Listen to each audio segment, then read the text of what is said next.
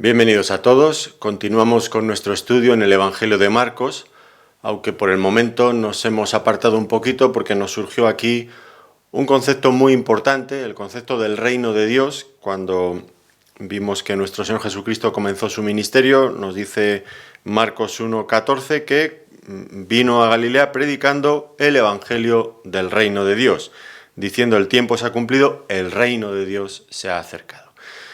Y este concepto realmente es muy importante, por eso hemos dedicado varias sesiones. Esta es la cuarta y va a ser, con la ayuda del Señor, la última que vamos a dedicar, que vamos a emplear para desarrollar este concepto.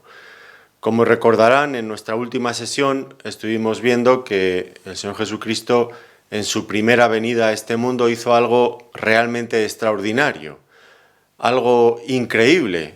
El Señor Jesucristo, el mismo Hijo de Dios, hecho hombre, vino a este mundo para morir por los pecadores, para dar su vida por nosotros, en rescate por nosotros. Y el mundo lo rechazó, de hecho, dio su vida porque los hombres lo crucificaron.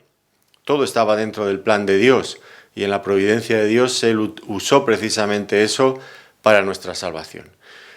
Después de su muerte, Él resucitó de entre los muertos y ascendió al cielo, donde ahora mismo está coronado de gloria y de honra, sentado a la misma diestra de la majestad en las alturas. Y eso, como dijimos al final de nuestra última sesión, ha creado un periodo de ausencia donde el Señor no está presente aquí en este mundo, sino que está sentado en el cielo. Por otro lado, es verdad que está presente en medio de nosotros por medio de su Espíritu Santo que nos ha dejado, que ha dejado a la Iglesia y que ha dejado en cada uno de los creyentes.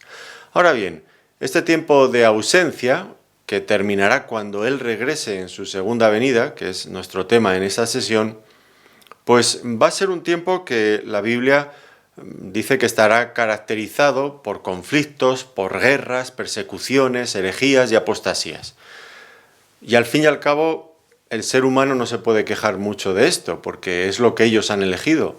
No quieren que Dios gobierne en sus vidas, en sus instituciones, en su sociedad. Pues finalmente lo que queda es esto, lo que el hombre es capaz de producir por sí mismo. Ahora bien, es verdad que el mundo no tiene legitimidad para expresar una queja contra Dios por lo que pasa en el mundo, pero ¿qué de los creyentes?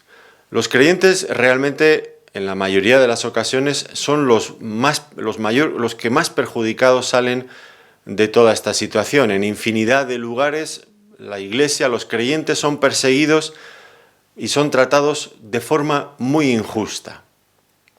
Al fin y al cabo, es una injusticia, pero no es comparable con la terrible injusticia que nuestro Señor Jesucristo, el mismo Hijo de Dios, sufrió cuando vino a este mundo, cuando Él fue despreciado y fue echado de aquí, del mismo mundo que Él había creado.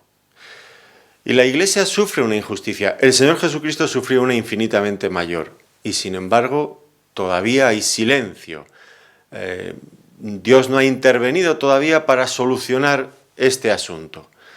Ni la persecución de su Iglesia, ni lo que aún sería mucho más importante, la injusticia, el desprecio que nuestro glorioso Señor Jesucristo sufrió cuando fue echado de este mundo, fue crucificado y muerto. Y esto, pues, ¿por qué? Ya dijimos en nuestra última sesión que tiene un propósito en cualquier caso. Y el propósito de Dios, al permitir este tiempo, este intervalo, este periodo, este paréntesis de tiempo entre su primera venida y su segunda venida, es ejercer su misericordia, su paciencia, dando lugar a que muchas otras personas vengan al conocimiento del Evangelio y puedan ser salvados eternamente y para siempre. Pero ese tiempo de oportunidad se terminará cuando nuestro Señor Jesucristo vuelva desde el cielo en su segunda venida de una forma gloriosa, majestuosa, rodeado de sus santos ángeles, en el clímax del programa de Dios para establecer su reino. Él venga, regrese a este mundo rebelde. Y su segunda venida, que como ya he dicho es nuestro tema en esta ocasión, pues traerá aparejada una cantidad de circunstancias y de hechos igualmente trascendentes que terminarán con una nueva creación eterna. Muchas de estas cosas vamos a intentar ir viéndolas hoy. Desde luego tendrá que ser algo muy rápido, un resumen simplemente, pero que nos dará una idea de este programa, del conjunto de este programa de Dios. Dios tiene algo grande entre manos que lo va a llevar a cabo, sin lugar a dudas. Ahora, nos damos cuenta que vamos a hablar de cosas que tienen que ver con el porvenir. No son cosas que ya hayan ocurrido en la historia, sino que están todavía por venir. Y bueno, la Biblia tampoco da un programa cronológico exacto. Algunos intentan verlo y bueno, aseguran que está totalmente claro. Yo personalmente no lo veo tan claro y hay cosas... Están claros los grandes hechos principales que Dios va a traer a este mundo, pero no siempre queda muy claro cuándo van a ocurrir, qué duración va a tener cada uno de ellos, en qué orden. Bueno, todo esto, ¿no? Es un poco más difícil de interpretar y nosotros intentamos ser respetuosos con aquellos que tienen otros puntos de vista. No queremos ser dogmáticos en nada de lo que vamos a explicar en esta ocasión. Ahora, entonces nuestro tema, como digo, es la segunda venida y quiero empezar hablando de la importancia de la segunda venida de Cristo.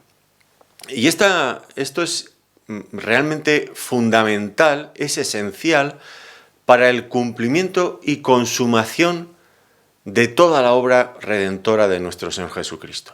Sin la segunda venida, con todo lo que ella trae aparejado, desde luego habría muchas cosas que quedarían incompletas, que echaríamos de menos, sin lugar a dudas. La segunda venida, por lo tanto, del Señor Jesucristo es algo realmente muy importante y dará lugar, desplazará todos los reinos de este mundo, de los hombres, quedarán a un lado. El día del hombre dará lugar al día de Jehová, al día del Señor. Y entonces se cumplirá en su segunda venida aquello que el apóstol Pedro dijo cuando hablaba en Hechos de los Apóstoles en el capítulo 3 y versículo 21 de la restauración de todas las cosas de que habló Dios por boca de sus santos profetas que han sido desde tiempo antiguo. La restauración de todas las cosas. Y esto va a ser algo glorioso que tendrá lugar en la segunda venida de Cristo, porque la segunda venida del Señor Jesucristo será totalmente, radicalmente diferente a lo que fue su primera venida. Hay por lo menos algunos aspectos que sí que podemos subrayar rápidamente. En primer lugar, cuando nuestro Señor Jesucristo vino por primera vez a este mundo, lo hizo con toda humildad, naciendo en un establo entre animales y fue colocado en un pesebre.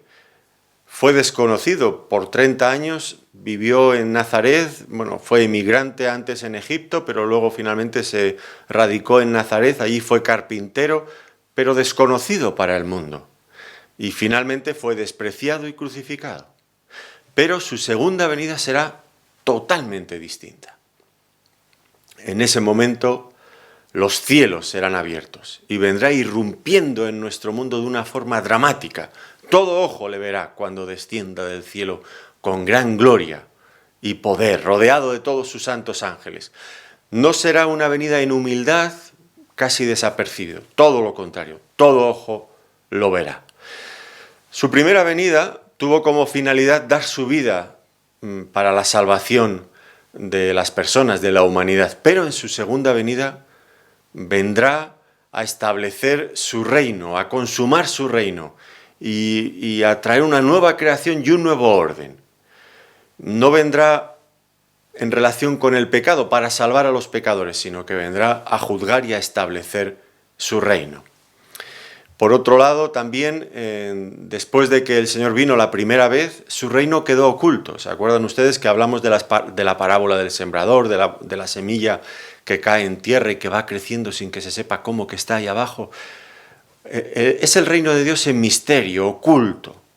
Pero en la segunda venida, ese reino de Dios oculto pasará a ser visible y poderoso. Tomará toda su expresión y toda su grandeza se desarrollará hasta su máxima plenitud y esplendor. será el reino de Dios en su segunda venida. Por lo tanto, ya digo, hay grandes diferencias entre la primera venida del Señor Jesucristo y la segunda. No debemos de esperar lo mismo de su segunda venida que de su primera venida. Y ahí estamos hablando de la importancia de la segunda venida de Cristo, y hay dos cosas que quiero resaltar en este momento. La primera de ellas es que Cristo va a ser vindicado en el mundo que le crucificó, y lo va a ser cuando Él regrese nuevamente. Ya hemos dicho que cuando Él vino la primera vez fue tratado como si fuera un vulgar o un peligroso malhechor, y fue echado fuera de este mundo que Él mismo había creado. No queremos que Él reine sobre nosotros, gritaron una y otra vez los judíos enardecidos ante Pilato. Y 2000 años después, la gente, el mundo ha seguido manteniendo la misma actitud frente a nuestro Señor Jesucristo. No queremos que reine sobre nosotros. Pareciera, a la vista de estos hechos, que el Señor Jesucristo fue crucificado, fue despreciado, y pareciera que se le ha tratado pues conforme a lo que se merecía, porque nadie ha dicho lo contrario. Es verdad que Dios le resucitó de entre los muertos, pero lo vieron, sí, lo vieron bastantes personas, sus discípulos y un buen grupo de personas también, pero en realidad este mundo se ha quedado con la impresión de que lo crucificaron y ahí acabó la historia, como si Él no fuera alguien importante, como si Él no tuviera una dignidad y una majestad extraordinaria, diferente de lo que el mundo le ha dado. Pero todo eso va a cambiar cuando los cielos sean abiertos y Él vuelva a este mundo. Entonces ocurrirá algo totalmente sorprendente. Toda rodilla se doblará y toda boca confesará que Jesucristo es el Señor, para gloria de Dios Padre. Me gustaría que leyéramos juntos un texto que explica perfectamente, que resume esto que estoy diciendo. Es en Filipenses, en el capítulo 2, los versículos 5 al 11. Aquí hay una progresión que va desde su humillación hasta su exaltación en gloria y su venida también, cuando todo el mundo lo confiese y reconozca su dignidad y su majestad. Un trato tan diferente del que recibió en su primera venida. Eso ocurrirá en su segunda venida. Vamos a leerlo. Filipenses capítulo 2, versículo 5 dice: «Haya pues en vosotros este sentir que hubo también en Cristo Jesús, el cual, siendo en forma de Dios, no estimó el ser igual a Dios como cosa a que aferrarse, sino que se despojó a sí mismo, tomando forma de siervo, hecho semejante a los hombres, y estando en la condición de hombre, se humilló a sí mismo, haciéndose obediente hasta la muerte y muerte de cruz.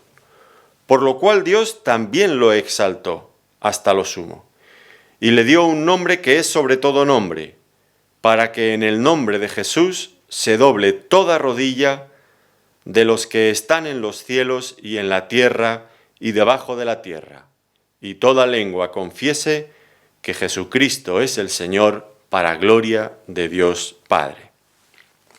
Aquí tenemos cómo el Señor Jesucristo va a ser vindicado en su segunda venida. Nadie podrá oponerse cuando Él aparezca en el cielo. Todo lo contrario, cada persona, viendo su majestad y su gloria, quedará rendida a sus pies. Y su venida hará que pase al olvido los eventos más espectaculares que haya conocido la historia de la humanidad.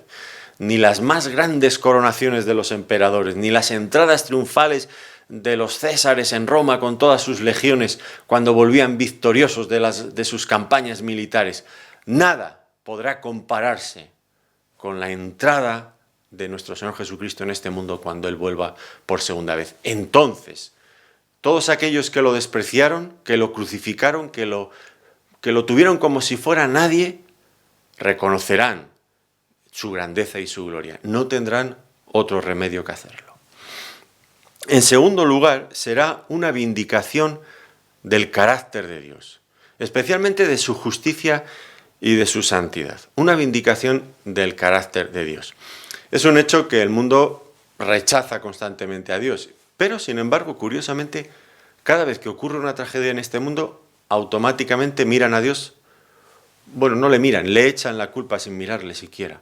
Si Dios existe, ¿por qué permite esto? Si Dios existe, ¿por qué hay tantas injusticias en el mundo? Si Dios existe, ¿por qué ha ocurrido tal cosa en aquel lugar, ese atentado terrorista, tal o cual desgracia? ¿Por qué, si Dios existe? Y todo el mundo fija la culpabilidad en Dios, como si Dios no tuviera capacidad moral para conducir este mundo, ni tampoco interés en hacerlo. Ponen en tela de juicio su santidad, su justicia, su poder. En realidad no tienen razón para hacerlo, porque ellos ya han decidido que no quieren que el Señor Jesucristo reine sobre sus vidas. Entonces no deberían de quejarse, ya lo he dicho antes. Sin embargo, el creyente es otro tema diferente. Y este silencio de Dios cuando ocurren tantas desgracias en este mundo ha creado a veces serias dudas existenciales a algunos de los creyentes en la antigüedad. Este era el problema que turbaba en ocasiones a los salmistas.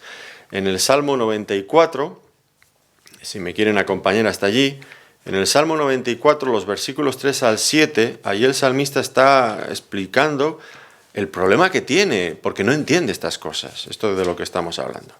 El Salmo 94, los versículos 3 al 7 dice así: ¿Hasta cuándo los impíos, hasta cuándo, oh Jehová, se gozarán los impíos? ¿Hasta cuándo pronunciarán, hablarán cosas duras y se vanagloriarán todos los que hacen iniquidad? A tu pueblo, oh Jehová, quebrantan y a tu heredad afligen. A la viuda y al huérfano matan y a los huérfanos quitan la vida. Y dijeron: veraja, no veraja, ni entenderá el Dios de Jacob. Nos damos cuenta, ¿no? A la vista de las grandes injusticias que ocurren en este mundo, el salmista se muestra perplejo porque Dios no interviene. ¿Cómo puede ser esto? Y mientras tanto, el impío cada vez se vuelve más descarado, más jactancioso, más cínico.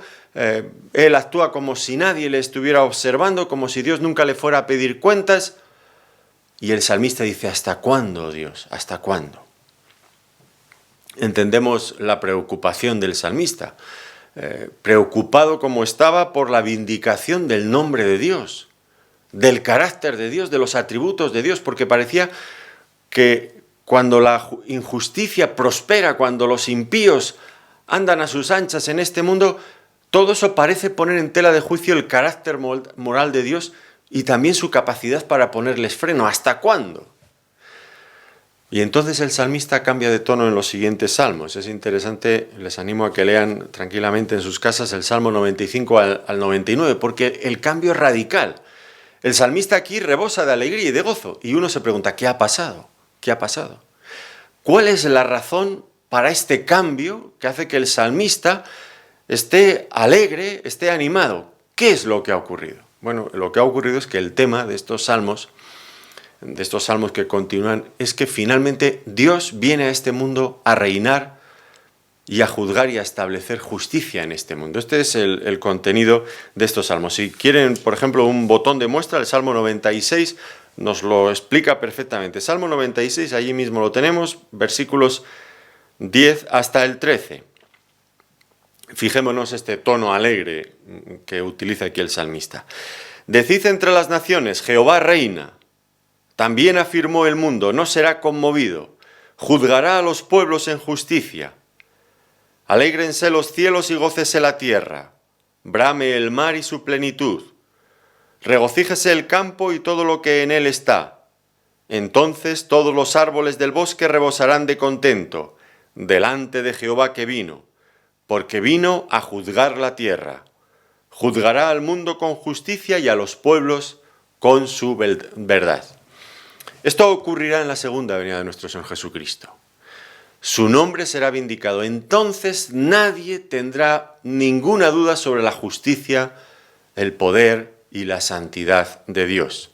Hoy es verdad, hay mucha gente que lo cuestiona, pero cuando Él venga, todo eso va a quedar fuera de toda duda. Él vendrá y impondrá su reino y traerá justicia. Será algo extraordinario. Por lo tanto, la segunda venida del Señor Jesucristo es muy importante porque va a demostrar quién es realmente nuestro Señor Jesucristo y va a vindicar la justicia, la santidad el poder de Dios, la capacidad moral de Dios para establecer un reino en este mundo totalmente diferente de todo lo que hemos conocido hasta este momento. Entonces, esto en cuanto a la importancia de la segunda venida de nuestro Señor Jesucristo. Ahora tenemos que pensar en otros acontecimientos relacionados con la segunda venida de Cristo, que tendrán lugar cuando Él vuelva. Vamos a ir haciendo una lista que tendrá 8 puntos y iremos viendo cosas que van a ocurrir. Desarrollan y completan el programa de Dios para el establecimiento final de su reino en este mundo. Primer punto. La venida de Cristo está relacionada con el rapto, con el arrebatamiento de la Iglesia. El Señor Jesucristo vendrá a este mundo en su segunda venida y la Iglesia será arrebatada juntamente con Cristo. Esto dará por finalizada la misión de la Iglesia en este mundo. Vamos a ver un pasaje en 1 Tesalonicenses, el capítulo 4, los versículos 16 y 17, que nos habla del arrebatamiento. Si usted no es creyente y algún día se levanta y resulta que ha desaparecido todos los creyentes que usted conoce, no solamente de su ciudad, sino de otras ciudades y de todo el mundo, no piense en una conspiración rarísima por ahí, no. El Señor Jesucristo ha venido y se ha llevado a su iglesia. Mire aquí, 1 Tesalonicenses 4, 16 y 17. Porque el Señor mismo, con voz de mando, con voz de arcángel y con trompeta de Dios, descenderá del cielo y los muertos en Cristo resucitarán primero. Luego nosotros, los que vivimos, los que hayamos quedado, seremos arrebatados juntamente con ellos en las nubes para recibir al Señor en el aire y así estaremos siempre con el Señor. Así que el arrebatamiento de la Iglesia, con lo que se finaliza la misión de la Iglesia en este mundo, ocurrirá, y ocurrirá no solamente el arrebatamiento, sino también una primera resurrección de entre los muertos de todos aquellos que han creído, que son creyentes en Cristo, resucitarán de todas las generaciones pasadas. Ahora, esto se relaciona con la segunda venida del Señor, pero fíjense que realmente aquí no dice que el Señor desciende a la tierra, sino que este encuentro entre su iglesia y el Señor se produce en las nubes, en el aire. Él no desciende hasta aquí. Es en su segunda venida, pero en un episodio, diríamos, previo. Es un poco difícil a veces ubicar en el tiempo cuándo va a ocurrir esto. Y hay algunos comentaristas, muchos comentaristas que lo colocan un poco antes, un poco después. Bueno, yo no voy a entrar en este asunto, pero lo que está claro es que el arrebatamiento de la Iglesia creará un nuevo escenario mundial muy diferente del que hay hasta entonces, porque la Iglesia tiene una influencia en este mundo, una influencia moral, una influencia espiritual, que en el momento en que desaparezca, desaparecerá juntamente con la Iglesia esta influencia. El Señor Jesucristo dijo, vosotros sois la sal del mundo, vosotros sois la luz del mundo.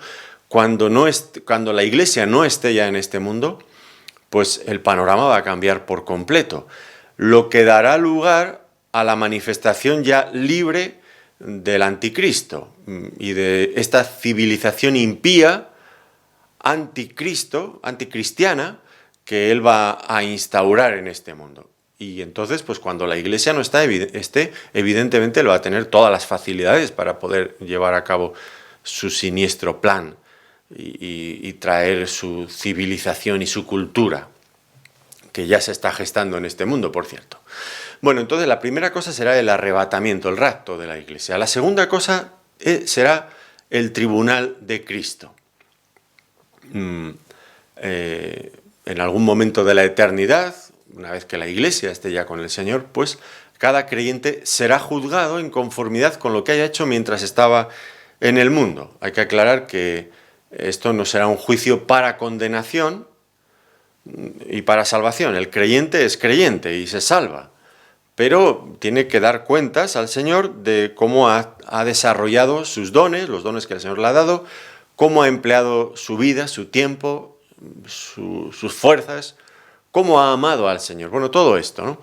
Esto lo encontramos en 2 de Corintios, en el capítulo 5, el versículo 10, nos habla de este juicio de los creyentes, que es diferente del gran trono blanco donde serán juzgados los incrédulos. De eso hablaremos un poco más adelante. Por el momento estamos hablando del tribunal de Cristo donde son juzgados los creyentes. Entonces, 2 Corintios capítulo 5, versículo 10 dice: porque es necesario que todos nosotros comparezcamos ante el tribunal de Cristo para que cada uno reciba según lo que haya hecho mientras estaba en el cuerpo, sea bueno o sea malo. Y aquí nos vamos a encontrar pues grandes diferencias entre unos creyentes y otros, porque no todos han vivido la vida cristiana con la misma intensidad, con el mismo fervor, con el mismo ánimo, con la misma ilusión para el Señor. No todos han servido, algunos simplemente se han dejado llevar o quizás ni han tomado demasiado interés, ¿no?, en la vida espiritual. En 1 Corintios 3, 14 al 15 dice que algunos recibirán recompensa. En Mateo 5, 19 dice que algunos serán engrandecidos y otros serán empequeñecidos. Todo en relación, en este pasaje en Mateo, pues a si han dado importancia a toda la palabra de Dios o han dicho esto es importante, esto no es importante, esto podemos pasarlo un poquito por alto. Porque está en relación con esto, la importancia que el creyente da a la palabra, cómo se fija en ella y cree, la predica y la practica en su vida. Bueno, pues esto será determinante también. Habrá algunos que en la venida del Señor se sientan avergonzados y huirán un poco avergonzados cuando el Señor venga, mientras que otros estarán esperándole con gozo porque saben que les aguarda, esperan recibir coronas. Esto es el caso del apóstol Pablo en 2 Timoteo 4, 8. En fin, habrá distintos escenarios en ese tribunal de Cristo, porque cada creyente es un mundo. Esto lo sabemos dentro de las iglesias locales. Los hay que se toman muy en serio la vida cristiana y los hay que parece que no va con ellos ese tema, ¿no? Incluso se puede dar el caso, aunque es verdad que el creyente va al cielo, pero se puede dar el caso de que hay una persona creyente que se salve, sí, pero pierda absolutamente todo lo que se podría llevar de este mundo.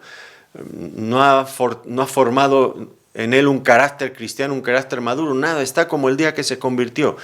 El apóstol Pablo usa una figura muy gráfica de aquel que es salvo así como por fuego, es decir, el hombre que escapa de un incendio con lo que lleva puesto, sin nada más. Dice 1 Corintios 3:15, si la obra de alguno se quemare, él sufrirá pérdidas, si bien él mismo será salvo, aunque así como por fuego.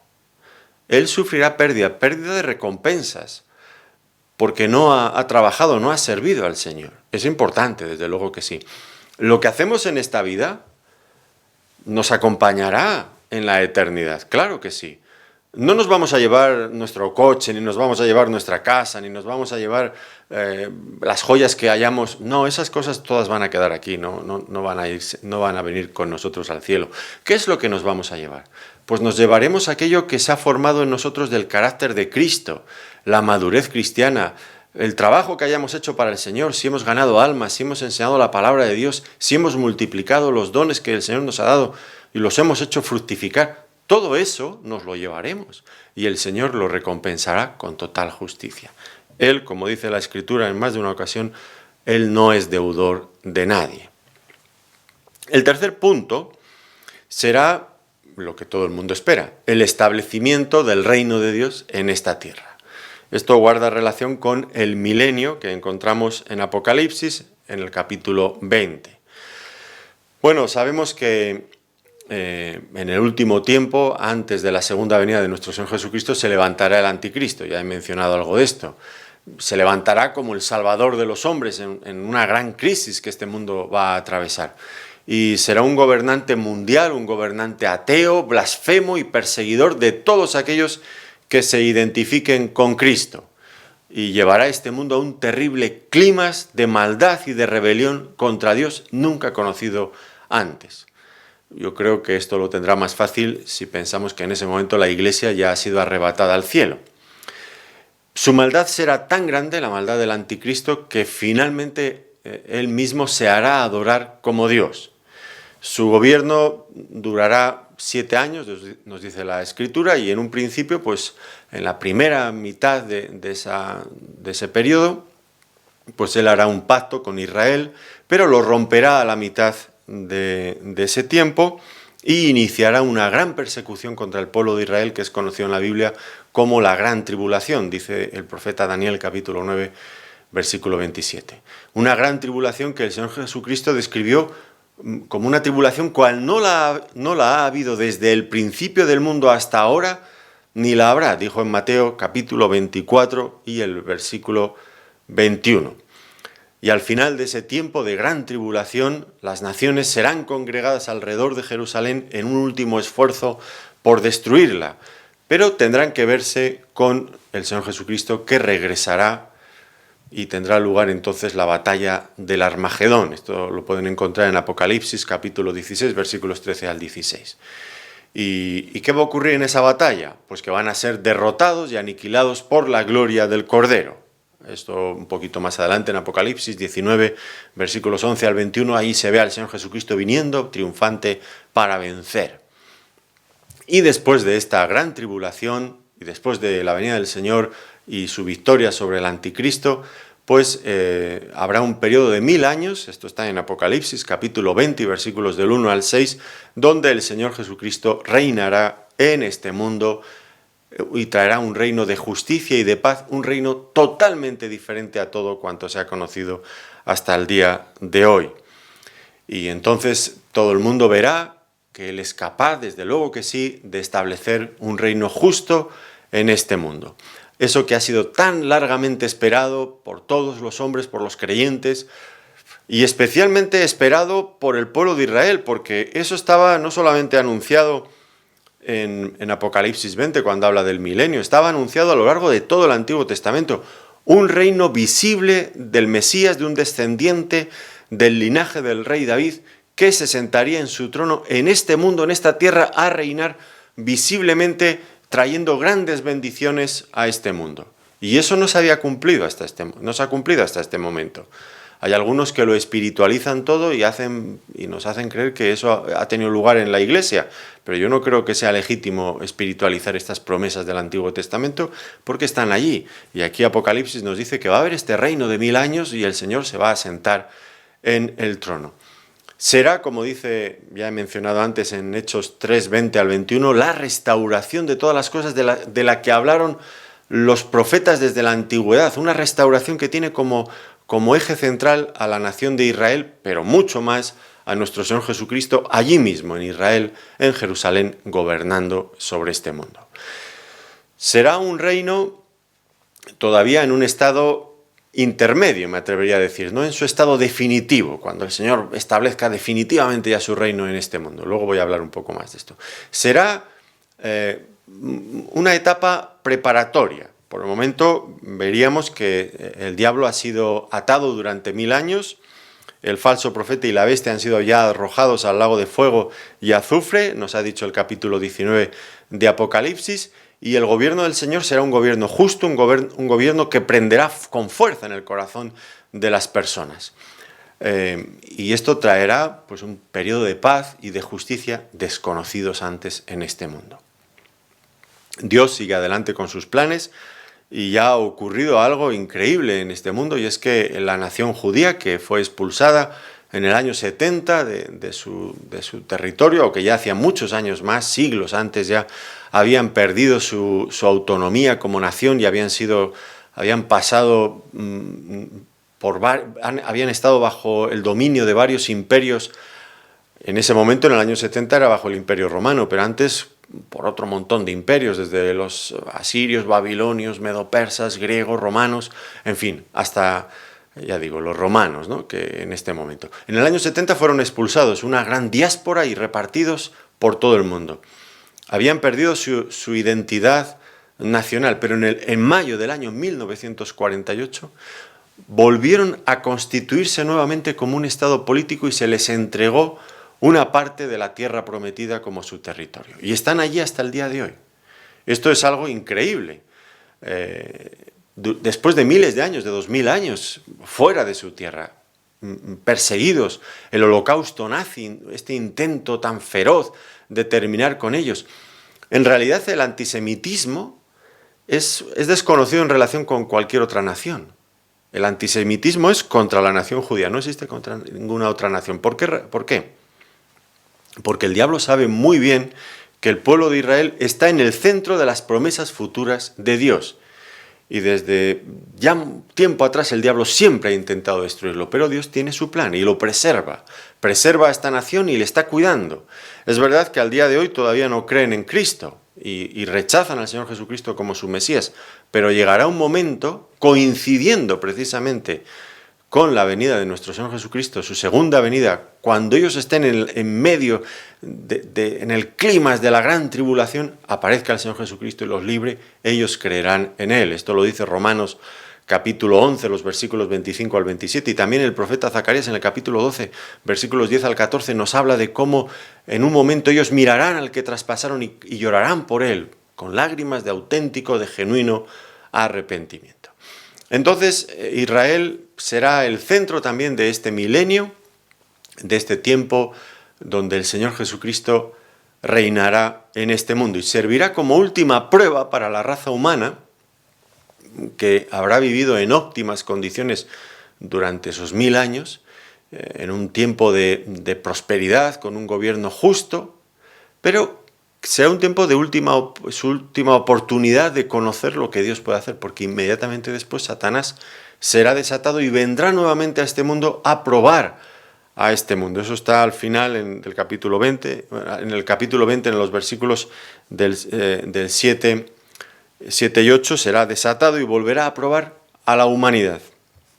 Y luego veremos qué ocurrirá. Pero para empezar, el milenio servirá como figura y anticipo de la nueva creación en el estado eterno que el Señor Jesucristo va a establecer finalmente cuando cree nuevos cielos y nueva tierra en este mundo. Ahora, ¿por qué en cierto sentido es importante también este milenio, este periodo en el que el Señor Jesucristo va a reinar aquí? Bueno, si el Señor Jesucristo simplemente regresara puntualmente a este mundo para llevarse a la iglesia y nada más, pues en realidad la gente no vería de lo que es capaz de nuestro Señor Jesucristo y tampoco tendría la ocasión de comprobar la gloria de su persona, la gloria de su reino. Es importante que Él venga y que la gente lo pueda ver, este mundo lo pueda ver, donde Él ha sido rechazado. Y el milenio dará una oportunidad de oro para que todas las personas puedan ver la gloria en todo su esplendor de nuestro Señor Jesucristo. El cuarto punto tiene que ver con el juicio de Satanás y de los ángeles caídos. Nos dice que pues al final del milenio, pues que como ya he dicho será un tiempo de bendición sin igual para este mundo, pues cuando termine el milenio el diablo será desatado y volverá para probar a la humanidad. Y curiosamente, pues la humanidad, a pesar de todas las bendiciones que habrá recibido y que habrá visto del Señor en ese tiempo, pues se unirán al diablo, seguirán sus insinuaciones de nuevo y se prepararán para una batalla, la batalla final contra Dios. Una batalla en la que serán destruidos y serán arrojados, el diablo será arrojado al lago de fuego, donde ya estaba, como he dicho antes, la bestia y el falso profeta. Eso lo vemos en el capítulo 19 de Apocalipsis y el versículo 20, pero ahora el mismo Satanás será entregado al lago de fuego y azufre, esto ya es el capítulo 20 y versículo 10, y después de esto vendrá el juicio. Pero el juicio también de Satanás y de sus ángeles. Importante este detalle, porque el juicio no solamente será el juicio sobre la humanidad, sino también sobre el diablo y sus ángeles.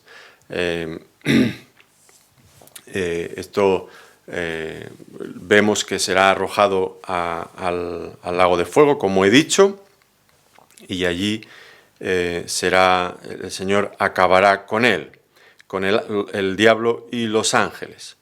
La muerte, quinto punto, la muerte será abolida. Al final, el establecimiento del reino de Dios implica necesariamente que desaparezcan todos los enemigos de Dios y del reino de Dios. Y uno de ellos, sin duda, es el pecado y la consecuencia del pecado también, la muerte. La muerte será abolida. Nos lo dice Apocalipsis, capítulo 20 y versículo 14, y la muerte y el Hades fueron lanzados al lago de fuego. Esta es la segunda muerte. Y también en 1 Corintios 15, 26 nos dice que la muerte será quitada. Y esto es importante. Por un lado, el pecado, la muerte, desaparecen. Satanás ha sido, como acabamos de decir, enviado al lago de fuego, y entonces los redimidos podrán empezar a disfrutar de las bendiciones perfectas del reino de Dios. Esto, al fin y al cabo, es lo que nuestro Señor Jesucristo ha conseguido por medio de su muerte y de su resurrección. Este reino de Dios en su plenitud, libres ya de todos los efectos que el pecado ha traído sobre la humanidad. La sexta cosa tiene que ver con la resurrección de entre los muertos. Los creyentes disfrutaremos de un nuevo cuerpo espiritual de gloria como el que el Señor Jesucristo tenía cuando resucitó también de entre los muertos. Y este nuevo cuerpo de resurrección será el vehículo perfecto para la nueva creación que Dios va a crear.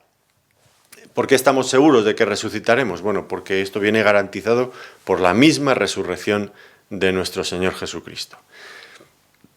Esta resurrección tendrá lugar en distintos momentos. Ya hemos visto que en el arrebatamiento de la Iglesia, en 1 Tesalonicenses 4:16, nos ha dicho que los muertos en Cristo resucitarán primero. Algunos resucitarán también durante el milenio, en el Apocalipsis 20, 4 y 5.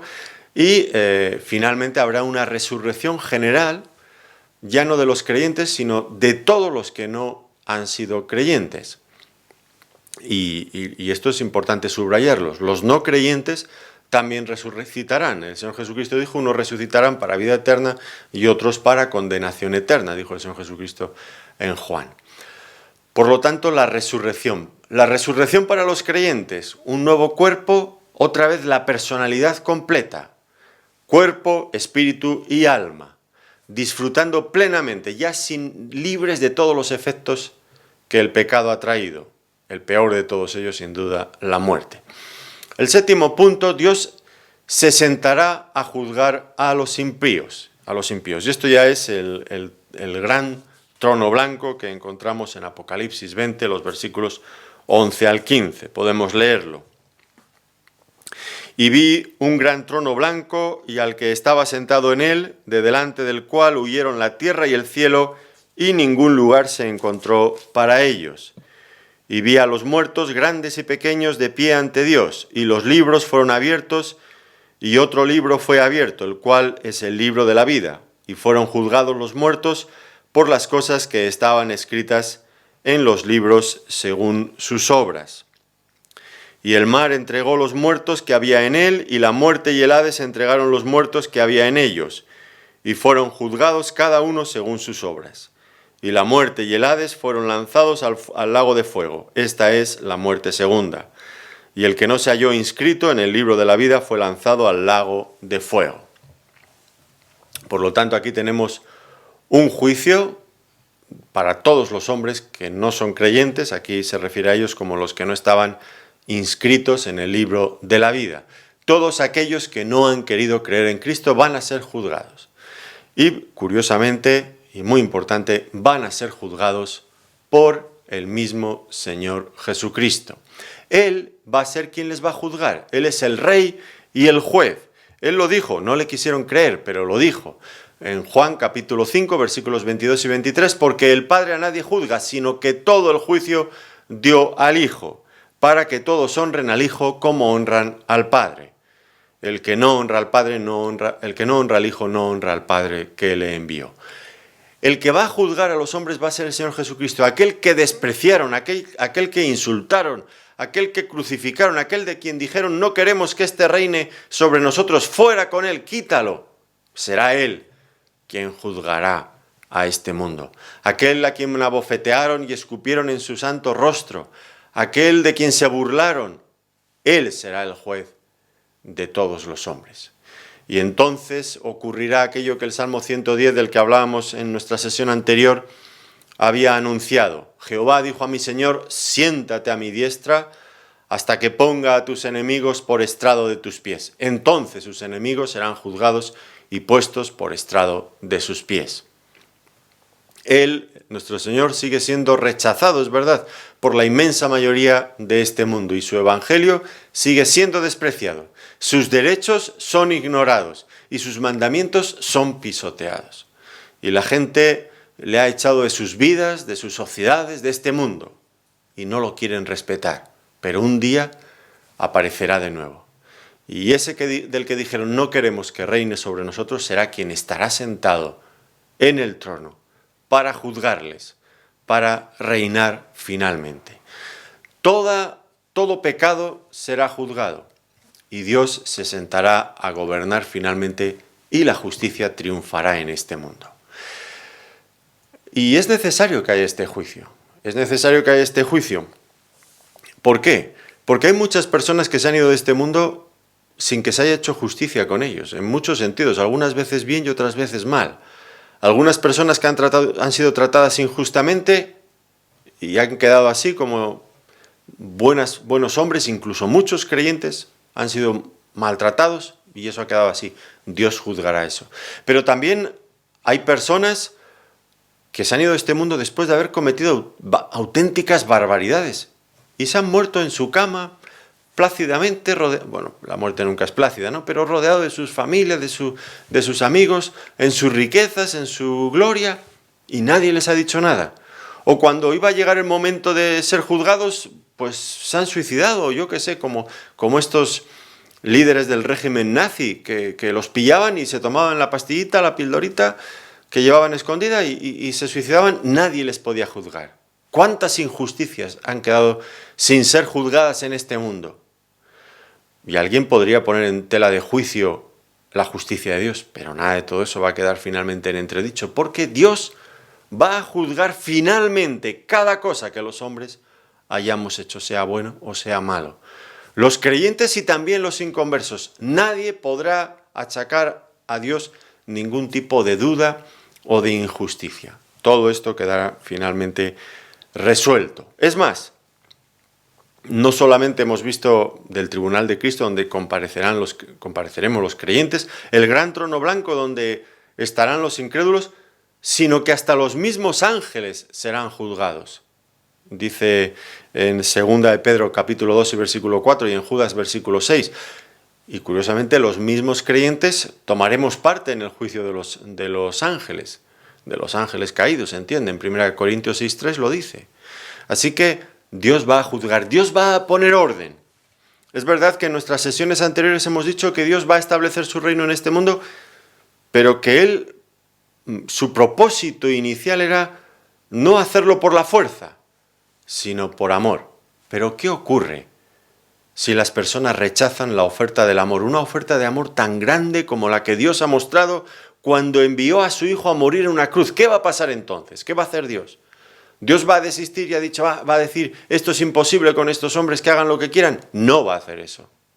Si los hombres no quieren responder al amor de Dios, finalmente Dios intervendrá en este mundo e impondrá su reino y su justicia por su fuerza, por su poder, porque Él es el soberano. Bueno, el último punto, el octavo punto del establecimiento del reino de Dios es la creación de cielos nuevos y tierra nueva. Es decir, un orden nuevo, un orden físico completamente nuevo, de tal magnitud que todo va a cambiar. Esto ya lo decía Isaías 65:17. Porque he aquí que yo crearé nuevos cielos y nueva tierra, y de lo primero no habrá memoria, ni más vendrá al pensamiento. Y en Apocalipsis, en el capítulo 21 y versículo 1, vi un cielo nuevo y una tierra nueva, porque el primer cielo y la primera tierra pasaron y el mar ya no existía más.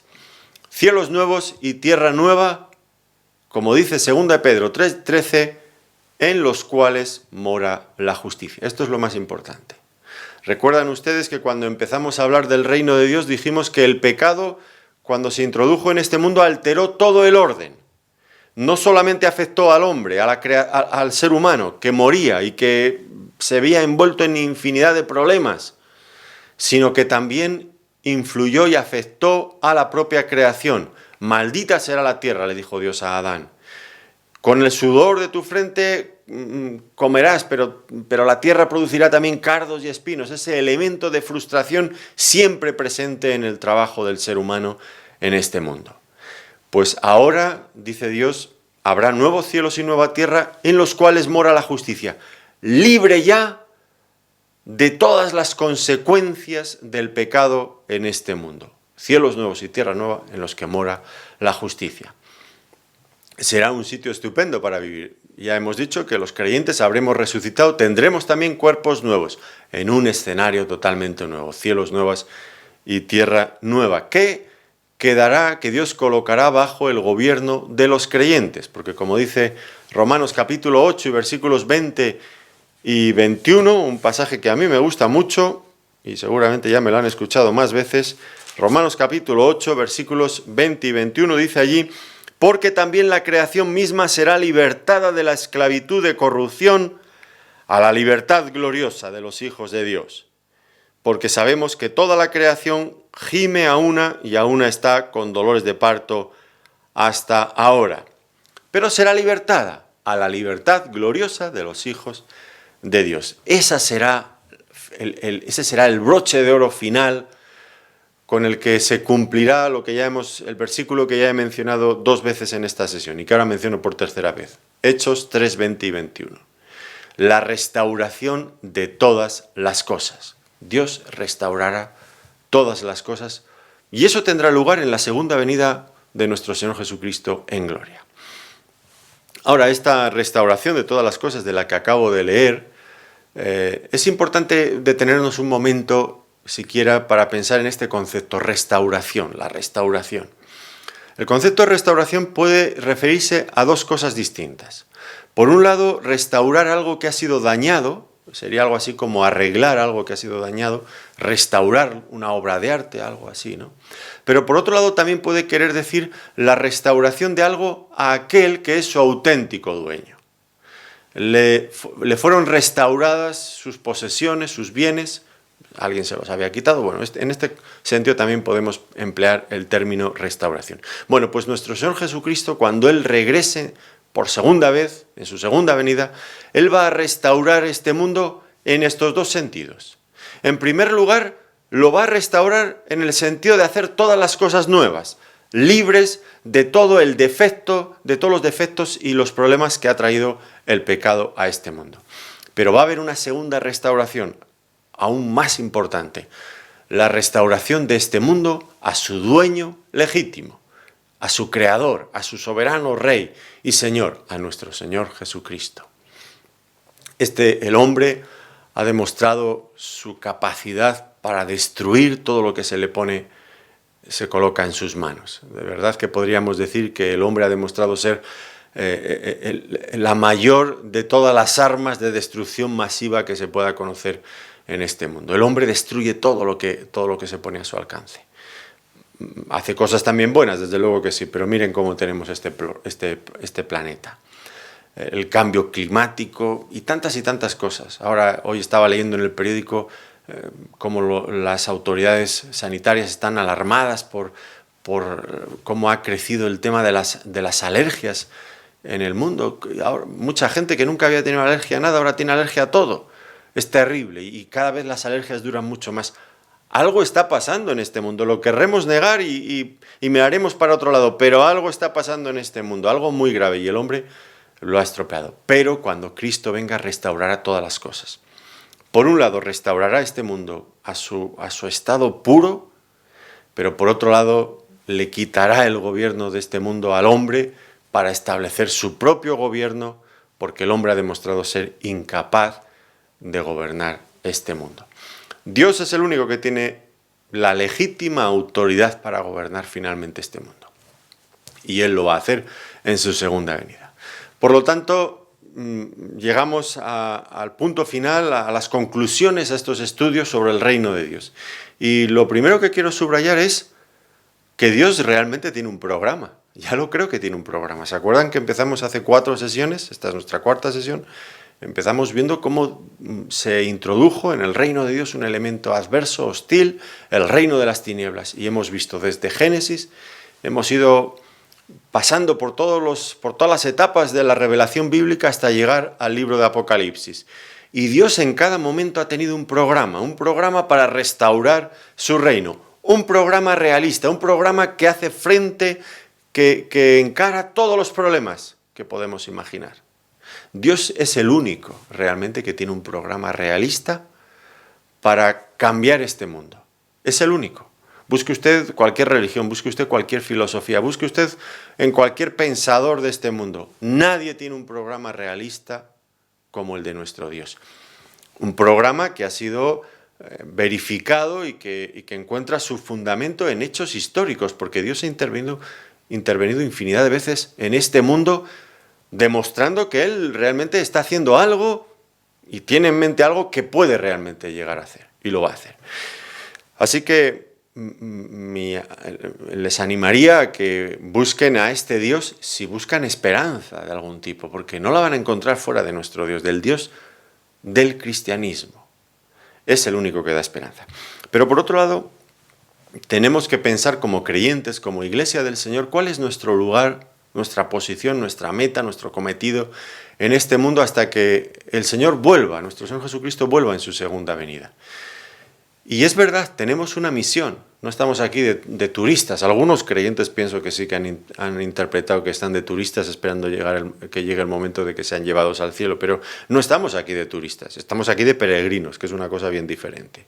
Somos peregrinos, es verdad que vamos camino a la patria celestial, pero mientras pasamos por este mundo, sin afincarnos demasiado en este mundo porque somos peregrinos, pues tenemos una misión dada por el mismo Señor Jesucristo. Y esto volvemos al punto de arranque. Cuando estábamos en Marcos, decíamos que nuestro Señor Jesucristo comenzó su ministerio público diciendo: el reino de Dios se ha acercado. Y Él estaba predicando, el evangelio del reino de Dios. Y este es nuestro cometido: seguir el ejemplo de nuestro Señor Jesucristo y predicar el evangelio del reino. Dios tiene un programa, lo está cumpliendo. Cada fase, cada etapa la ha cumplido perfectamente, y esto nos garantiza que Él va a cumplir también las últimas etapas. La segunda venida de nuestro Señor Jesucristo puede ocurrir en cualquier momento. Y yo creo que viendo los tiempos va a ser algo inminente, me parece a mí. Pero nadie sabe el día y la hora, pero las señales indican a que esto no va a durar mucho más tiempo así. Y tenemos una misión: predicar el evangelio del reino. Invitar a las personas a que se acojan a la oferta de gracia que Dios hace a cada ser humano para que se arrepienta y regresen a Dios.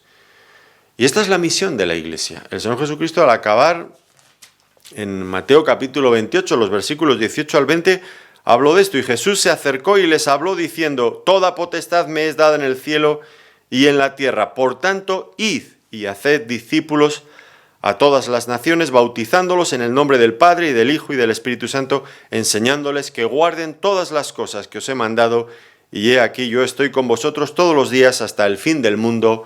Amén. Tenemos una misión por delante. Una misión que le ha sido dada a la Iglesia, la misión de predicar algo tan grande y tan maravilloso, tan glorioso como es el reino de Dios a este mundo.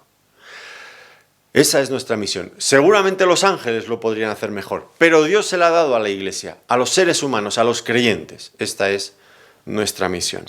Así que tenemos el deber de ser la luz del mundo, predicar el evangelio de Dios, enseñar todo lo que Él nos ha enseñado, invitar a las personas a acogerse a esta oferta de gracia. Recordando que la predicación del evangelio del reino de Dios no es una lucha, no es una guerra contra otros reinos, contra otras religiones. No, es una lucha contra el poder de Satanás y todas sus manifestaciones. El conflicto de la Iglesia no es un conflicto militar, no es un conflicto armado, no tiene nada que ver con eso, y quienes lo han interpretado así o lo siguen interpretando así, pues se equivocan. El conflicto de la Iglesia es un conflicto espiritual, es un conflicto en un ámbito distinto, en el de las ideas, en el de los conceptos, en el de las creencias que llegan a tomar cuerpo en la persona y cambia las vidas. transforma las voluntades, las mentes. Esta es nuestra verdadera batalla. Es nuestra misión. Tenemos algo muy importante que hacer. Debemos de cumplirla. Y debemos de cumplirla sin olvidar orar y seguir pidiendo al Señor, como nos enseña el libro de Apocalipsis: ven, Señor Jesús, ven pronto. Como Él mismo nos enseñó a orar: venga tu reino a nosotros. Venga tu reino a nuestra vida, a la vida de cada uno de nosotros. Que Él venga a reinar en la vida de cada persona, en la nuestra también, por supuesto, en primer lugar. Y que venga a reinar también a este mundo. Que su gobierno se haga visible también en este mundo y todas las personas puedan conocer su grandeza, su gloria y su perfección. Pues el reino de Dios es un concepto realmente glorioso. Yo quiero formar parte de este reino y espero que usted también. Pues desde luego Dios sigue invitándole. El tiempo de invitación todavía está en vigor. Usted puede acogerse a esta invitación. Dios le sigue esperando. Pero el tiempo se acabará. Llegará el momento cuando el Señor regrese y las oportunidades terminarán. Es el día hoy es el día de salvación, como dice la Escritura. Hoy es el día aceptable para que usted se reconcilie con Dios. Pues hágalo, no lo dude. Vale la pena formar parte del reino de Dios. No hay mejor futuro para el ser humano. Que Dios le bendiga. Gracias por su atención.